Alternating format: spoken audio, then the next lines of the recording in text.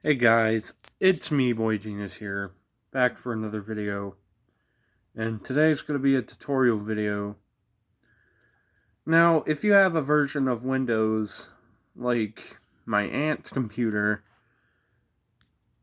and it doesn't have the little down arrow, which would normally let you click on, and then you can just disable your USB from there, or eject it from there. As you can see, this computer doesn't have it. But there's a worker out there for that, on this computer for that. So you go up here to all apps, and then you go all the way down to, it's not named File Explorer on here. You go all the way down until you see Windows System. You click on Windows System.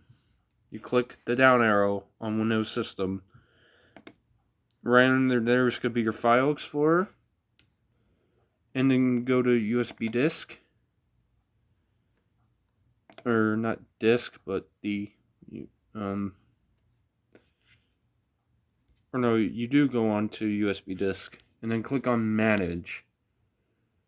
And then you'll see this little top button up here that says Eject.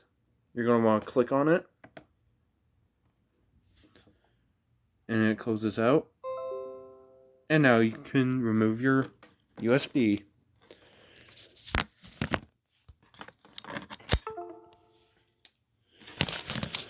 And there you go. Simple as that. Hope this video helps.